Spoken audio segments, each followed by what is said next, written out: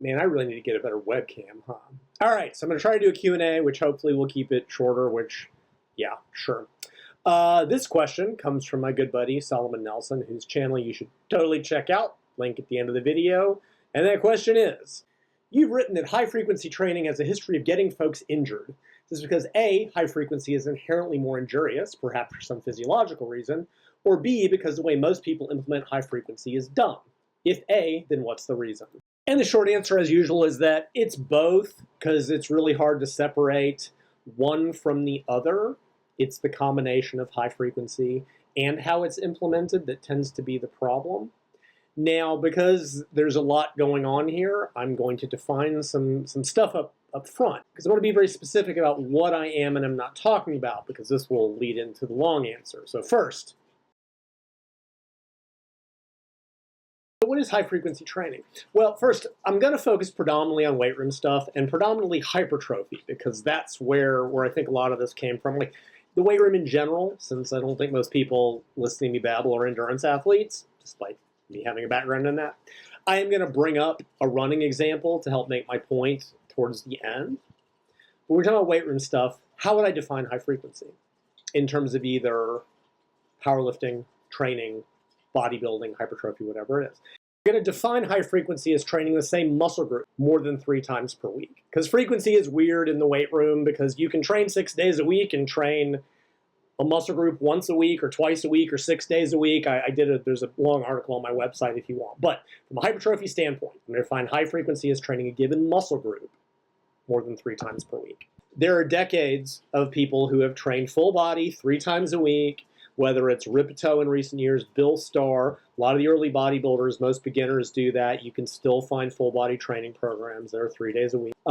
Anything more than that for either a muscle group, if we're talking about hypertrophy, or an exercise, if we're talking about performance, will be considered high frequency, right? So if you're squatting 5 days a week, that's high frequency. If you're squatting 3 days a week, that's not. If you're training chest 5 days a week for hypertrophy purposes, that's high frequency. And if you're training it 3 or less, that's not.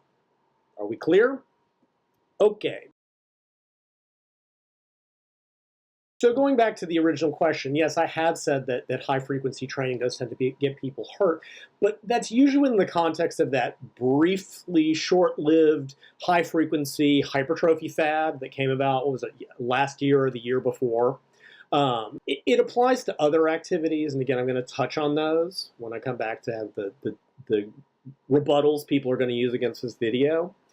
And people may remember, like everybody jumped on the high-frequency hypertrophy train and training whatever full body every day or every muscle group multiple times a week. And I don't know, it was hilarious. Like I realized that in the modern era of social media, you have to generate content weekly, daily, hourly, every millisecond to keep people interested. But Jesus fucking Christ, watching this industry flip-flop back and forth, especially when supposed evidence-based individuals just decide to ignore the research base completely. Because the reality is that if you look at the research on frequency and hypertrophy, shit as it is, and I had a long article on my website that I'll put a link to about this, it does not support high frequencies for muscle hypertrophy. It just doesn't.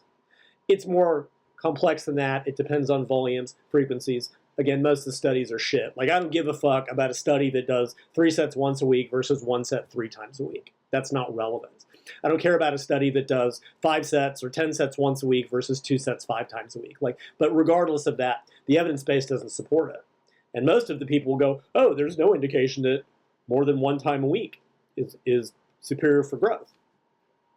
And again, I'll debate that based on the research, because it hasn't, in my opinion, tested what I think needs to be tested in terms of realistic volumes and frequencies, but that's neither here nor there. That didn't stop people, for example, Eric Helms, from jumping on the high-frequency fad, where he said, paraphrased in a video, well, I know what the research says, but sometimes you got to think outside the box. Translation, I'm only going to follow the research unless I have something to sell, which seems to always be when the fitness industry stops caring about the research. And don't get me wrong, I'll say flat out, I think this research is bullshit. I will. But I won't try to justify it with I'm thinking outside the box. No, I just think the data set is crap. I'm also always happy to explain why I think the data set is crap. They just dismiss it out of hand when it suits them. Eric also added, after writing up some gibberish workout of, it's really working well for me. Dude, stop lying. You haven't gained a pound of muscle in 10 years. None of this shit's working for you at all. The simple reality is that most good bodybuilders have gotten big training once or twice a week per muscle group. You'll occasionally see 3 times a week, but that's pretty rare. So to throw that out because you've got a fucking ebook to sell is pathetic. But so is the fitness industry. Nippert was another one who jumped on this one, but he's always got a new ebook to sell every month. And same thing, this is working really well for me. You haven't gained anything in a decade either, Jeff. Stop lying to people. And he got super butthurt over me when I criticized high-frequency training, but I digress. Now, high frequency is also around in like powerlifting. I'd say it really came to prominence in the 2000s. That's when like Shako and Smolov, who come from an Olympic lifting background, which is interesting, sort of popularized it among powerlifting, training each exercise, daily. It had its own nuances that make it not exactly apply. And of course, there's been a decades-long fascination with Bulgarian training, going back to before I entered the field, and I've seen it come about every 4 or 5 years for the last 30 years, with the most recent example being Greg Knuckles' hilarious Bulgarian powerlifting book. And prior to that, I think the one that really probably popularized this among the general public was Matt Perryman's Squat Every Day, which is its own thing. So that's the background. And again, I'm mostly going to focus on hypertrophy, but I'll talk about the others because it is relevant to why people tend to get injured with this and why I think that is. Because albeit anecdotally, because there's no research on this, there were a bunch of people in my Facebook group that jumped on the high-frequency bodybuilding bandwagon and they all got hurt. Specifically, they ran into joint problems. And this is what gets into what I think what tends to be going on. And I wanted to write an article or do a video on this for like a decade, but I'm so unbearably disorganized and so goddamn lazy, I just haven't done it. Right? So all of you have seen those articles were like, forgotten exercises in the weight room, all of which were forgotten for a fucking reason. Right? You don't need to be tipping a bar on your shoulder to squat. We have squat racks. Again, I realize you got to generate content, but for fuck's sake, people, these exercises were forgotten for a reason. There's a reason we don't do a Reeves deadlift anymore. Look it up. But while people talk about training, what do we talk about? Skeletal muscle, muscle size, the nervous system. If you're looking at performance, you're talking about other stuff. What they don't talk about is the forgotten tissue, and that's connective tissue. That doesn't get talked about enough because it's not sexy and exciting, because that's where the injuries occur. Because whenever people do this high-frequency shit, again, in certain contexts, they end up with tendonitis, period. They end up with elbow tendonitis, wrist tendonitis, possibly rotator cuff problems from overusing the rotator cuff, which is more muscular, but still, it's just that simple. When people do this high-frequency hypertrophy shit, they end up with tendonitis. Because connective tissues, by which I mean tendons, which connect muscle to bone, ligaments, which connect bone to bone, bone, cartilage, we could take into account, and I think bone is technically considered connective tissue, but usually we're talking about tendons. You have to fuck up pretty hard to strain a ligament. That's more of an acute injury. Muscle recovers very quickly, right? From a muscular standpoint, you can train the same muscles 6 days a week. Runners do it, cyclists do it, swimmers do it, most athletes, endurance athletes do it. It recovers very quickly. Even if you look at the protein synthesis data on skeletal muscle, once you are fairly well trained, it's like 24 hours. So there's no fundamental reason you couldn't do that. I'm not going to get into nervous system fatigue and whether it's shorter or longer or not, because I don't care. But big picture stuff, it's fairly rapid. And even if it wasn't, if you're experiencing central fatigue or peripheral fatigue, and again, not going to touch on this, it's not like you're going to get hurt. It just means you may not be as strong on a given day. The connective tissues are the problem because they take forever to recover. They take forever to adapt. Looking at bone, for example, if over a year of intense training, you increase bone mineral density by 3 to 5%, that's a lot. We're talking about less than 0.5% per month. Tendons take extremely extended periods to adapt to training and strengthen. Months, years, which also means that the recoveries between intensive loadings takes a lot longer. Same thing with ligaments. Back in the day, back in the early periodization days, we get back into bomb and stuff, they would talk about having anatomical adaptation blocks, which was basically higher volume, lower intensity stuff, and it was to adapt the connective tissue. Cyclists back in the day, people may have read like decades ago, the first 2 months of every training season, they would spend spinning high gears, so their knees wouldn't break. Now, the reason for that is because they would take 2 months off after the previous season. They had to recondition their connective tissues, because if they started pushing big gears too soon, they got hurt. Adolescent track cyclists, there are limits on how big of a gear they can push, because otherwise their knees explode. In most sports, you develop very gradually because it takes time for connective tissues to adapt, and they're much slower. It's the same reason when people go on steroids, they often get joint injuries. The muscles adapt so quickly to the drugs, but the connective tissues don't keep up. And they get so much stronger than what their connective tissues can handle, and they end up with tendonitis.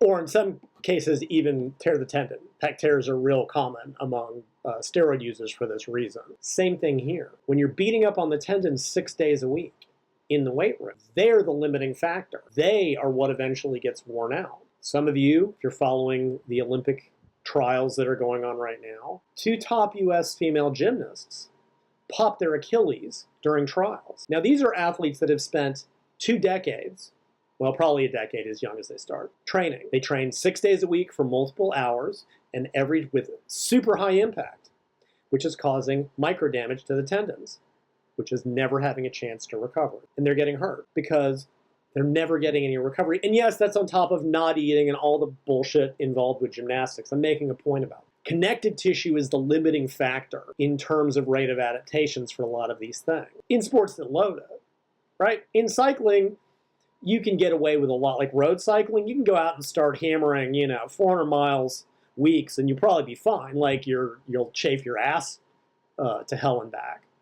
But unless you push huge gears, you don't tend to get problems. Whereas beginning runners tend to get hurt a lot because their connective tissues haven't adapted and need time to adapt, especially running on concrete and shitty shoes with shitty technique, which is most of them. Again, I'm giving all these random examples to make a point. Connective tissue is the forgotten tissue. And when people do this high frequency, high loading on a frequent basis, i.e. hypertrophy training, the tendons are what are not adapting, and they're never getting a chance to recover, and people end up hurt.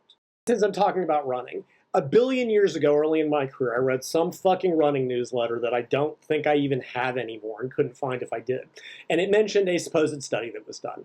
I don't know if the study was ever published. I'm not going to bother to go look. For all I know, they invented it. I don't really care because it made a good point. And supposedly what it did is it took beginning runners, and it had one group run 1 mile 6 days a week, and it had the other group run 2 miles 3 days a week. Same weekly volume, different frequencies. The 1 mile by 6 days a week had more joint injuries, had more injuries. And it's for exactly the reasons I just explained.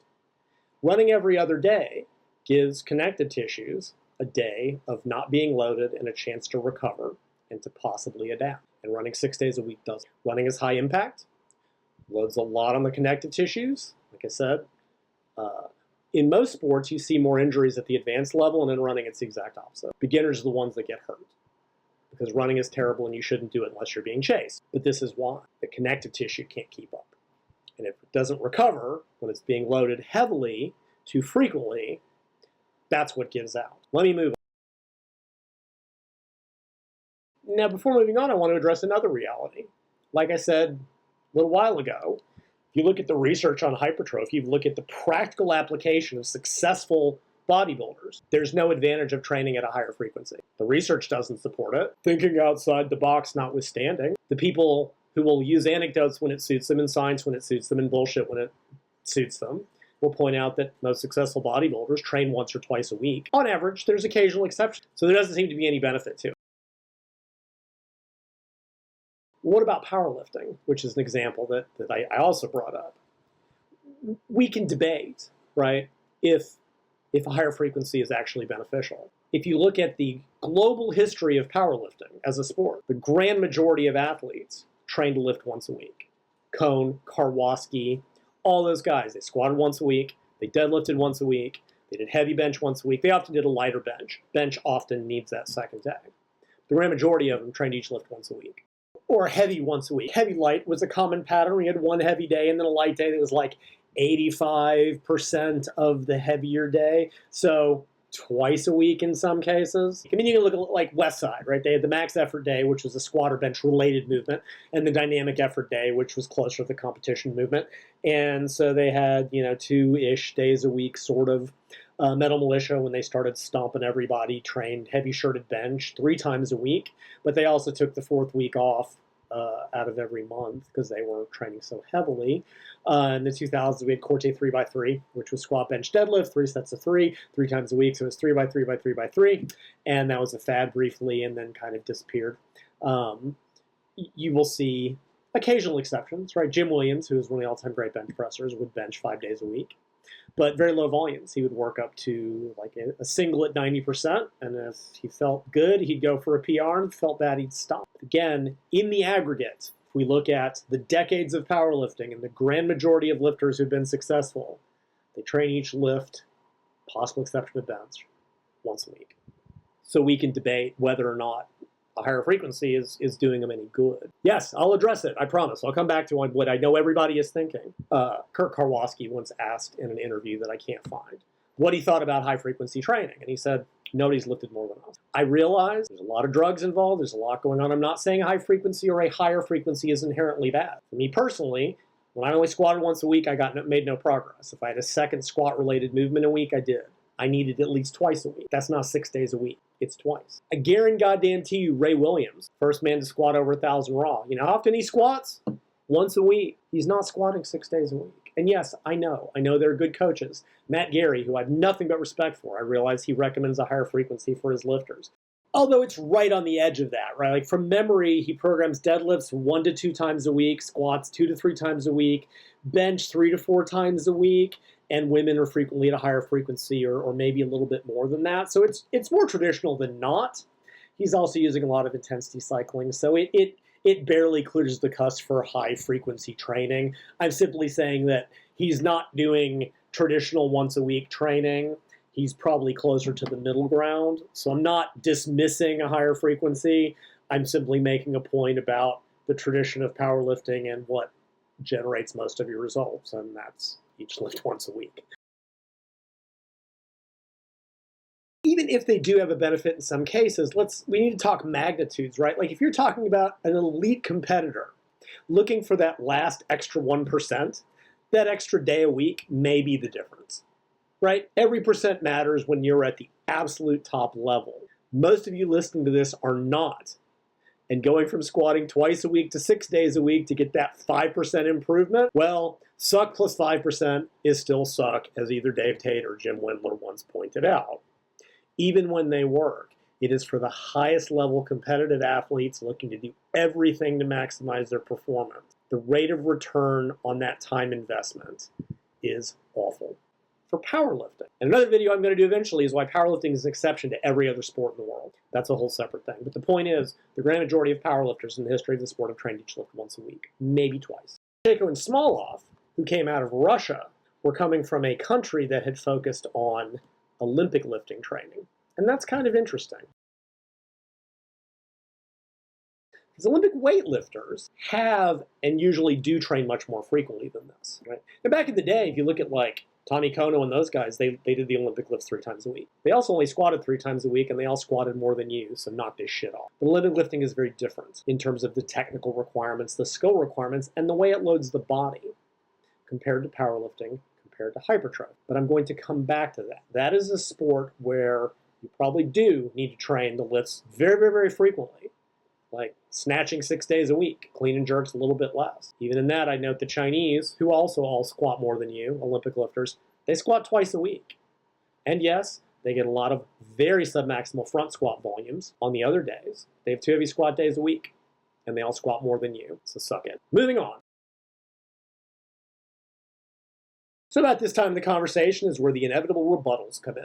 Usually, people bring up the Norwegian Frequency Project. Now, this was a study, it was an experiment done by the Norwegian powerlifting team a while back, where rather than training each exercise 3 times a week at higher intensities, they distributed the volume into 6 days a week at a lower average intensity. And it's interesting that the coach who implemented this came from an Olympic weightlifting background. Funny. just like Shako and Smolov, they're taking what the Olympic lifters are doing and going, well, let's make the powerlifters do it. And yes, I've read it in as much it was never published in full. I've seen the data. The majority of people who went to higher frequency did get better results. But going back to the magnitude, it was like 5% better. That matters at the elitist level when 2.5 kilos may be the difference between winning and losing. For you to add 2.5 kilos to your squat, well, congratulations. Now you're squatting 102.5. Although a lot of it, if you look into the details, talk about how they were trying to get him out of that west side maxing all the time. They were doing a lot of changes more than just the frequency. I mean, they were keeping the average intensity, but you're ending up with just a lot of submaximal work, just like Shako, just like Smolov. And for powerlifting, I'm sorry, I really question the value of that. Benching at 60% isn't doing you shit. It's wasted energy. It is. Again, the fact is that most of the highest level powerlifters don't train like that. If you're going to argue success leaves clues, well, let's focus on the majority who train the lifts once or twice a week. And just tangentially, I would probably argue that if the Norwegian thing had a benefit, it was by distributing the volume that way, it maintained higher quality training, right? Like you can't do a shit ton of volume of squat, bench, deadlift in the same workout, which most people don't do anyway, unless they're still in the Corte 3x3. Yeah, probably doing that, they maintain higher quality. I would just say that their overall training volumes are too high and their training split was dumb in the first place because they were doing all 3 lifts in the same workout. So yeah, something suffered. Well, yeah, there's better ways to do it than moving to 6 days a week, sorry. I mean, I bet they could have moved to 4 days a week and had squat, deadlift twice a week and bench twice a week and gotten exactly the same results. But they did 3 versus 6, and everybody read that and went, see, 6 days a week is better, because nobody in this industry has any critical reading capacity. Even if they are doing it and getting away with it, hey, these are elite guys with decades of experience, decades of training. Their connective tissue is adapted. Yours isn't, because they've already been training hard, and you're not. They're doing a lot of submaximal work. Go look at some of the Shako Smolov shit. Some of the days are like I said, squatting 60%. Why? Go home. Why fucking waste the energy? That's also not the same as what was being recommended for high-frequency bodybuilding, which I'll come back to in a second. And before moving on, I would mention that that same Norwegian frequency project did see that the higher frequency guys got a little bit more hypertrophy, which people like Menno Henselman, who is still a douchebag for bringing up the medication thing when I criticized one of his shitty articles, and if he had any balls, he would apologize for that, but he won't because he's a fucking chicken shit. Jumped on to defend their high-frequency bias, but even the guy who wrote up the Norwegian project and the coach behind it in an interview I also can't find said for hypertrophy, he would train a muscle group twice a week with higher volumes. So you can suck it too, buddy. Waiting for that apology, you motherfucker. Let's move on. The next argument people will come up with is, but what about the Bulgarians? People have had a hard-on for Bulgarian Olympic lifting since Abadjaev brought them to the top in the 70s, and everyone found out about their high-frequency, daily maxing. They did the competition lifts 6 days a week, and they squatted on Sundays, going up to basically a daily max, frequently training lifts 2 or 3 times a day, and he generated champions. See, high frequency, that's how you get good. And Matt Perryman based his little squat every day bullshit on that. And I know the last thing I heard about Matt, he's pretty injured. He's also out of the fitness industry selling bullshit marketing crap to morons. But the Bulgarians actually make the point. Number one, it's generally accepted that Abadjaev did that to keep his guys from partying and chasing pussy every night. He wanted to keep them tired. That was the basis of the training, was to exhaust them every day. Or at least that was a big part of the structure of it, was to keep them tired all the time because they were in the gym 8 fucking hours a day. Many Bulgarians did better on a different program. There was talk of boredom and there was talk of injury. Because what gets left out of the Bulgarian story is that something like 65 out of 66 athletes got broken and didn't survive. If anything, this makes my point. Training to max heavily 5 or 6 days a week injures people. And American Olympic lifters failed to learn this lesson for decades. There'd be get a new coach or some new guy from Romania or Bulgaria who'd come over and take our top American Olympic lifters and throw them to Bulgarian training. They would all get injured because they didn't have the decade of buildup, because they didn't have the drugs, because the American coaches were unaware that that program destroys 99.9% of its lifters. Piros Dimas, in another video I can't find, talked about when he switched from a very traditional Russian system to the Bulgarian system. This was one of the best Olympic lifters that's ever lived. It took him a decade to adapt to the training. The American lifters would jump into it immediately, and they all got injured. There's a lesson in this. For any of you old farts like me, you may remember John Braz from the 2000s, who was the other one who really popularized Bulgarian-style training. He had this phenomenal squatter, early YouTube guy who was putting up, I don't know, 600-plus pounds high bar. It was a good squat. And he made this big thing about how he's training Bulgarian and working through the dark times and all this other fucking bullshit. And he took this kid and he threw him directly into full-blown Bulgarian training and got in this big squat.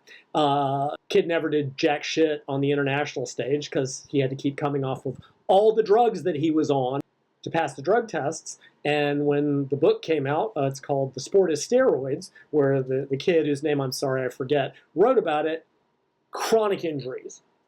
From memory, and don't swear me to this, rotator cuff tear, knee tendonitis, chronic injuries, because Braz, who was a fucking moron, threw him into full-blown Bulgarian training with no build-up, no true understanding of it. Read the book. It's amazing to see what a shitty coach Braz was. That's what Bulgarian training does. Perryman can push it all he wants. Braz can push it all he wants. But the simple fact is, it gets people hurt. Period. Chinese have taken this to a systematic level. They will happily destroy 99.9% of athletes to get one world beater. So they throw as much volume and as intensity as they think they need, and it's what's called survivorship bias. The people you're seeing are the ones that survive. That's not who you focus on. You focus on the ones that didn't. If a system of daily maxing and daily loading is injuring 65 out of 66 athletes, that is making my point against high-frequency loading, right? Yeah, I'm sure the Norwegians get away with it because most of their training is piss-ass intensity. You get away with the Shaco and small lift because there's only like one heavy day for each lift anyway, and the rest of it is pissing about with submaximal intensities. Yeah, you can do that and not get hurt, sure, but why?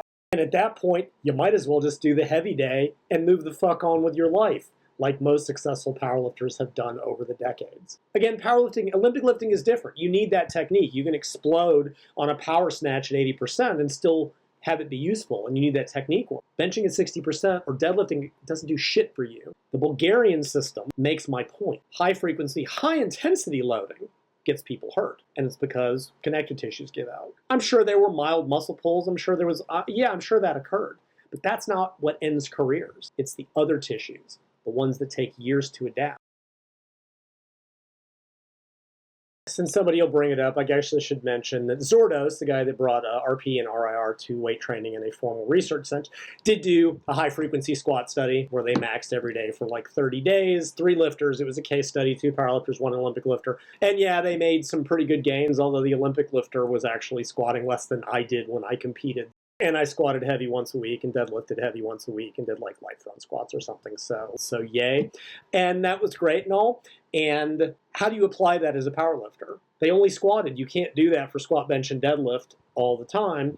Also, for short periods of time, you can get away with ridiculous fucking shit. For 30 days, yeah, maybe they got some good gains by getting a lot of squat practice. It was also super low volume. They would work up to like one rep max and then drop back and do 5x3 or 5x2 sub-maximal. So it wasn't like they were doing a shit ton of high intensity volume like the Bulgarians or whatever. So whatever. And you can make hand-waving arguments, right? Like, okay, if these guys were squatting twice a week and we went to daily, well, that's a lot more practice. Well, what if they'd done 3 times a week or 4 times a week? This wasn't a classical intervention study. It was a case series. It's interesting, but when you only look at one frequency, you cannot draw conclusions about any intermediate frequency, right? And yet that's what people do. Though, is it really that much more than they would have gotten by just training more traditionally over that time period and not being tired all the time? Debatable. And again, if you look at the magnitude, right, the first guy, powerlifter, 6% gain, 7.5 kilos. The second person was a weightlifter, added 13 kilos, it was 10%, but from a much lower level. And the third guy, 10%, yeah, 20 kilos, that's pretty decent. And yeah, 20 kilos in 30 days is pretty damn good, but who knows what the person was doing before to make that kind of improvement. But, you know, one guy got 7 kilos, the Olympic lifter got 13 kilos. That matters at the highest level. Your squat goes from 100 to 113 kilos. Yay, but you can't apply that in the long term, so it's interesting, but ultimately irrelevant. And again, that's performance. Moving You'll also see these occasional studies. I love these. And they're like, oh, running doesn't cause joint problems and arthritis. And they look at lifetime runners that don't have them. It's more survivorship bias. People that get hurt running fucking stop. You are seeing the people that survive, not the ones that didn't. This is not a good example because it makes the exact opposite point. That shit gets people hurt because it's so high impact. Okay, enough of that. Let's start to sum this shit up. Kind of transitioning to what I hope is the end, right? So if you're looking at some of these high-frequency powerlifting systems, the ones with lots of intensity including percentages that I personally think are useless, probably don't get people injured, although again, we're looking at extremely high-level athletes who are also being coached, where the coach is hopefully stepping in and stopping them before shit goes wrong, right? Like when I was training my elite powerlifter, if she started to report issues, which she rarely did because I loaded her very gradually over 8 years, I would adjust the training right then and there. That's very different than doing it yourself because most people in most gyms don't have the ability or the sense to do that. They'll just keep hammering through it. And if you don't believe me, go look at every person doing cardio with 2 knee braces on. Or find some of the running addicts online and look at how many of them continue to run through chronic pain and injuries because they're all a bunch of fucking addicts. Go look at every person benching heavily too often with their elbows wrapped because their joints hurt. They don't have the sense to fucking quit. Because if you're looking, so that's powerlifting. If you do lots of submaximal intensity cycling, yeah, you can get away with it. In Olympic lifting, there is typically a lot of intensity cycling, and they get away with it. And then the Bulgarians who go hard and heavy, or used to 6 days a week, staggering number of injuries. 1 out of 66 lifters survive the training, which makes my point. Because if you're talking about hypertrophy training, you're not talking about piss-ass intensity training. Well, that's not true. Maybe you train like Mike Israetel because you watch his shitty videos and think that what he's demonstrating is hard set. And you probably won't get hurt doing that shit, but you won't grow either unless you're taking the metric shit ton of drugs that he's on that keeps him chronically anxious, chronically homicidal, by his own words, and forces him to abuse recreational drugs simply to tamp that down. Which just leads to the conclusion that the problem here is the combination of high frequency and high-intensity training in terms of connective tissue problems. And make no mistake, when people are on shit tons of drugs, they probably are better off training like Mike, so they don't get hurt. Like I said, steroids ramp up strength so far beyond connective tissue. That's why Mike probably does need to train with less intensity than a 15-year-old girl. But without the drugs, it doesn't work. And when you take enough drugs, you end up like Mike, an insecure, narcissistic crybaby. But assuming you're not training like a pansy like Mike, and you're actually training intensely, which is what's required for naturals doing hypertrophy training. The simple fact is that not only does no research support high-frequency training, but literally decades of successful bodybuilders have gotten big training a muscle group once or twice a week, including the people that were selling this horse shit to you. And this all leads to the simple fact that high-frequency hypertrophy, combining high frequency per muscle group, along with the necessary intensity for naturals to grow, will get you hurt. You will end up with tendonitis. In the long term, you will end up with joint injuries. It will get you no further than you would otherwise get. And in fact, it will probably get you less far than if you didn't train like that, because in my experience, and this is just an anecdote, I like to be the science guy, but my experience is that being injured is not a good way to make progress. So it's not so much high frequency as it is a combination of high frequency and high intensity loading. In powerlifting, you can have high frequency without constant, nobody maxes out all the time unless they read Greg's bullshit book and believed it. Go read that article on my website. The comments, gold. The defenses of that shitty book, including by Greg himself, hilarious. Olympic lifting uses a lot of intensity cycling where it is beneficial because of the nature of that sport, which is completely different. Again, the technical demand of the snatch and the clean and jerk are like no other activity. You simply don't get anywhere in that sport without relentlessly practicing the lifts. And on that note, when Nippert got all butthurt over me in my group before he punked out, he tried to argue that one of the benefits of high-frequency training for hypertrophy was grooving the exercise. It's that whole strength as a skill thing. Okay, look, we're not talking about squat snatching, Jeff. If you have to groove a cable crossover or a bicep curl 5 days a week, you're such a fucking motor moron that you should just play video games. What an absolutely asinine argument. Even powerlifting, and make no mistake, I love powerlifting. I do. I train powerlifters. I've always trained powerlifters. It's one of my favorite sports. In a technical sense, it's nowhere close to Olympic lifting. It can take a decade to master the snatch. You can teach someone a competent bench press in an afternoon. I'm sorry. Using that argument that strength is a skill, and it is, don't get me wrong, don't mishear what I'm saying, based on what Olympic lifters are doing, I'm sorry. You can walk up to a deadlift bar and just grip it and rip it and probably do all right. I realize there's highly technical sumo deadlifters. I realize that gear is very technical, but comparatively speaking, powerlifting is nowhere close to really almost any other sport in technical stance, and certainly not Olympic lifting, which is where this shit comes from. Do the powerlifters require technique? Yes. Do they have the technical demands of Olympic lifting or literally any other sport? No. They simply don't. And even if you disagree with what I'm saying here, there is the simple fact that the grand majority of powerlifters over the history of the sport have reached the highest levels, training each lift once and occasionally twice a week with a heavy light system. It's that simple. If it didn't work, they wouldn't do it.